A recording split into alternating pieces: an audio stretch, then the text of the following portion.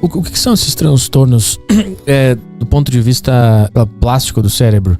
Porque eu lembro que quando eu conversei a primeira vez com o Wesley, ele me explicou o que era o TCC e a gente conversou sobre não dar tanta importância para a infância da pessoa. Claro que você dá, mas você não fica martelando sobre a infância dela, porque o estrago foi feito, é isso que a gente tem, vamos resolver isso aqui.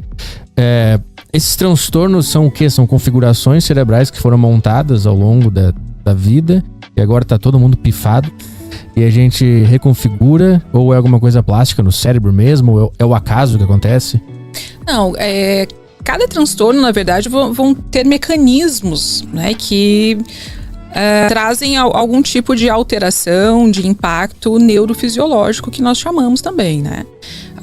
Hoje, se nós formos pensar, por exemplo, se formos pensar nos transtornos, por exemplo, aditivos, transtorno por uso de substâncias relacionados a comportamentos de vício, né? Vícios comportamentais, enfim. Nós temos alterações cerebrais que são bem estabelecidas e observadas a partir desses quadros, né? Então, por exemplo, no uso de substâncias, comportamentos relacionados a jogos, né? Hoje em dia, bastante em evidência, esse vício comportamental, que é chamado, né? O comportamento por jogos ali. Então, o que acontece em termos cerebrais, né? Acontece ali uma neuroadaptação pela repetição deste comportamento aditivo, seja no uso da substância, seja ali, por exemplo, relacionado ao jogo. Então, o cérebro se adapta a essa condição de repetição. Então, nós temos uma área do cérebro que é chamada sistema de recompensa. Esse sistema de recompensa, nestes transtornos, ele sofre uma hiperativação. Então, nós temos uma hiperativação do sistema dopaminérgico. Esse sistema dopaminérgico, o que ele faz? Então, tem uma área que se chama área tegmental ventral. É ali que é o ponto de partida da dopamina, vamos falar assim. Desse ponto de partida, ela lança dopamina para outras áreas do sistema de recompensa. Dessa área, ela vai, por exemplo, para o núcleo accumbens. O núcleo accumbens vai ser responsável por essa parte da motivação e do processamento do valor da recompensa. É ele que vai entender ali a percepção do prazer relacionado a estes comportamentos. À medida que eu tenho uma ativação desse sistema de recompensa, eu tenho também a diminuição da atividade do córtex pré-frontal, que é a parte do cérebro que iria frear essa pessoa, iria ajudá-la a ponderar, falar, peraí, melhor não, tá ficando complicado, tô perdendo a mão. Mas aí, com a repetição do comportamento do jogo, vai tendo uma diminuição da atividade do córtex pré-frontal. Então, a gente tem uma ativação do sistema dopaminérgico, uma diminuição da atividade do córtex pré-frontal e outros sistemas apresentam alterações, como o sistema serotoninérgico, que também tem uma diminuição, acaba favorecendo a impulsividade da pessoa, aquela capacidade de ponderar, opa, peraí, eu preciso parar de jogar, não, já deu. Não, foi R$100, agora parou, né? Também tem uma diminuição dessa atividade. E aí, como se não bastasse, pela repetição, vai acontecendo a perda de sensibilidade dopaminérgica. Vai havendo uma tolerância, uma diminuição da sensibilidade. Então, aquele estímulo que antes me produzia X, né, dopamina, e dava aquele estímulo, daqui a pouco já não vai mais sendo o suficiente. Então, a pessoa começa a buscar uma forma, um comportamento mais intenso para produzir aquela sensação de prazer, da forma que produzia antes, né? Ou seja, ele foi ficando mais tolerante, ele precisa jogar mais, ter mais contato com a substância, né? Ou com o jogo, enfim, para que ele tenha a mesma sensação, né? Mas todo o cérebro está apto, digamos assim, a cair nisso?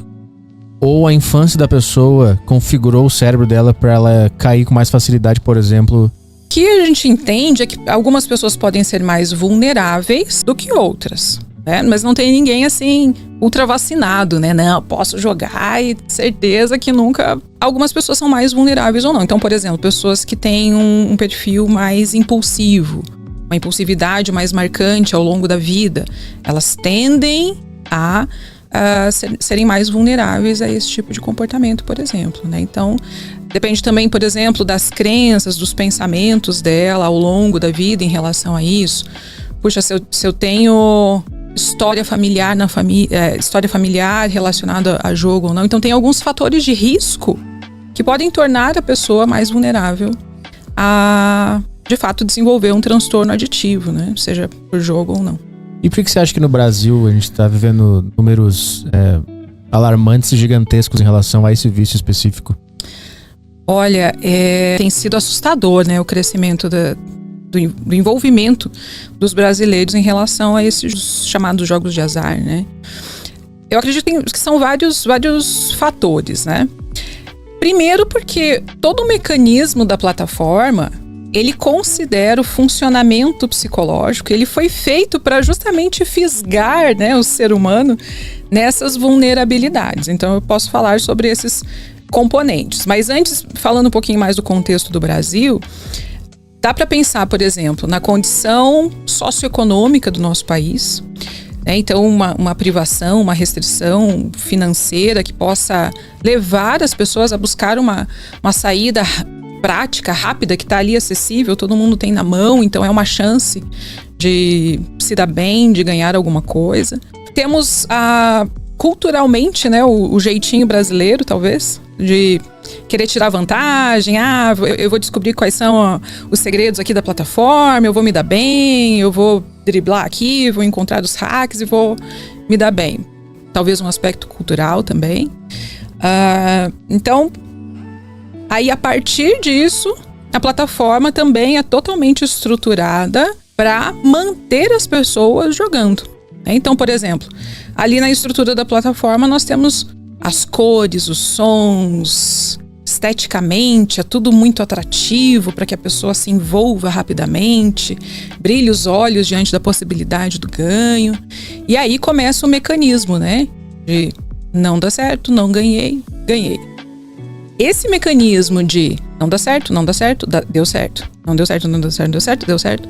Nós chamamos na psicologia de reforçamento intermitente. Esse processo psicológico já está bem estabelecido na ciência, de que quando a pessoa recebe uma recompensa no meio de outras possibilidades que falharam, isso é altamente recompensador. Nosso cérebro entende como uma grande vitória. Minha dopamina é altamente ativada, né? Eu tenho uma sensação de prazer e de vencer aquele desafio maravilhoso. E aí eu não me importo em talvez perder outras vezes, porque existe a chance de daqui a pouco eu ganhar de novo. Mesmo que, né, isso custe um monte aí. Então temos esse processo do reforçamento intermitente.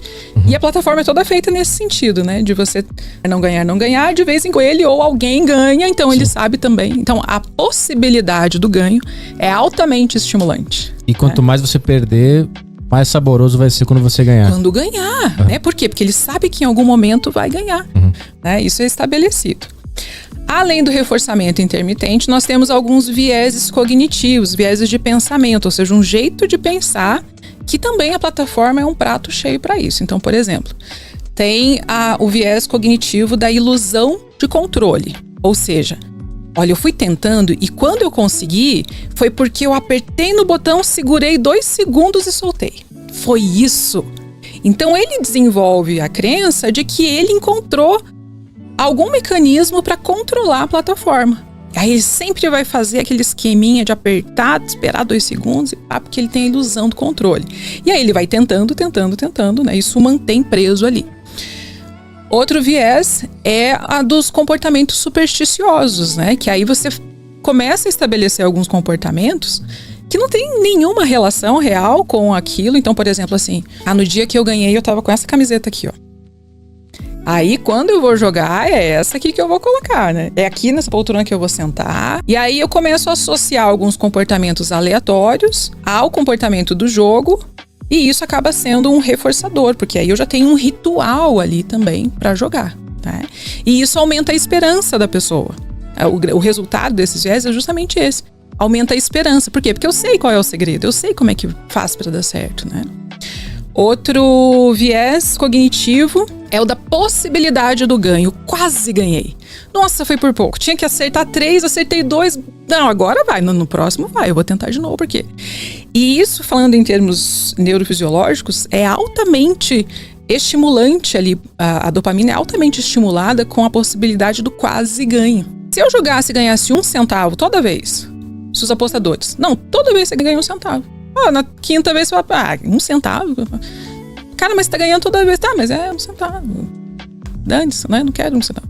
Agora, se eu vou tendo a possibilidade de ganhar e eu sei que vai chegar a grande oportunidade em algum momento, isso parece ali, né, pela ciência, a gente observa que é mais reforçador, é como se fosse mais viciante a possibilidade, o quase ganhar para o nosso cérebro, né? E por fim, um viés que eu poderia também citar seria o da desresponsabilização.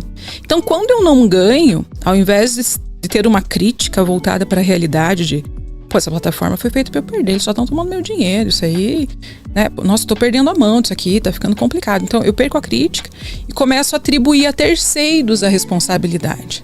Porque foi alguma coisa que eu deixei de fazer, ou que fizeram nessa plataforma, ou, enfim, e atribui a terceiros a responsabilidade por não ter ganhado, mas não ao comportamento dele. Né? Então, é como se ele achasse desculpas ali para amenizar a responsabilidade dele.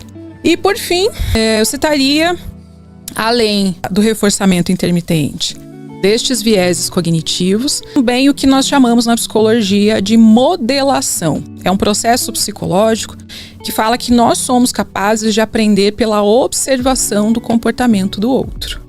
Então, sabe-se que existe esse comportamento psicológico e a estrutura dos jogos se utiliza disso. Como que é feito? Coloca os influencers lá, os caras famosos, jogando, dizendo que ganharam milhões, carrão, roupa, não sei o quê, porque jogaram e ganharam. Pô, se os caras jogam e ganham, eu começo a aprender por essa observação. Então, puxa, é possível, eu posso também chegar lá, né? O ser humano aprende pela observação do comportamento do outro. E aí a gente começa a ter essa extrapolação, né, da publicidade relacionada aos jogos. Seja na utilização, né, na relação com influencers, seja nos patrocínios, né? Aí a gente fala um pouco dos bets também, né? Ali dos times de futebol, os patrocínios milionários, até bilionários, né? Que já está chegando, para que isso sirva de referencial ali, né? De referência para que a gente comece a ser modelado a partir dessa observação. Então veja que existem muitos mecanismos psicológicos que são muito bem conhecidos já e que são utilizados exatamente na arquitetura, na estrutura dessas plataformas para manter o brasileirinho lá apostando milhões aí, bilhões na verdade, né? Como nós estamos vendo. Então esse sistema, esse mecanismo psicológico, em algum momento ele valeu a pena tê-lo, senão a gente não teria, né? Por que o cérebro gosta de quase ganhar? Tem alguma explicação? Em algum momento isso foi útil? Olha, em termos de estímulo, né? Ele proporciona prazer também. Por quê? Porque existe a possibilidade do quase ganho. E aqui está muito relacionado à esperança de ganhar. Então tem um desafio relacionado a isso. Em termos de adaptação, isso é funcional por quê? Porque se eu não estou num comportamento aditivo, é importante que diante de uma frustração eu seja persistente. Isso na vida é funcional, né? Imagina se eu parasse a cada frustração, o mundo acho que não teria evoluído, né? Então é importante que a pessoa seja resiliente diante de frustrações, ela se sinta motivada a persistir, a buscar o ganho, né? Outro mecanismo que tem é que nós temos um processo que é chamado de aversão à perda. Então, seria perseguir a perda, né? Ou seja, de recompensar aquilo que foi perdido. Puxa, eu perdi. Não, então eu tenho que recuperar.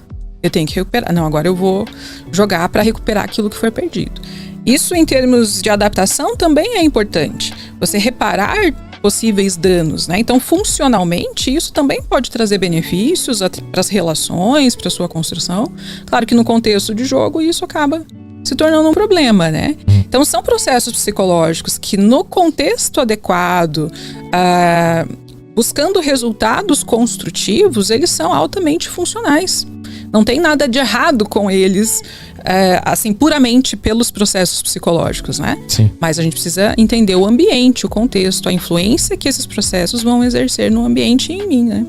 Isso é interessante, né? Porque quase todos problemas que a gente sofre, eu acho que parte desse princípio, né? São mecanismos psicológicos que em algum contexto seriam ótimos, mas no contexto que a gente vive estraga tudo. A ansiedade, imagino que também tem um papel importante, o estresse, um monte de coisa, né?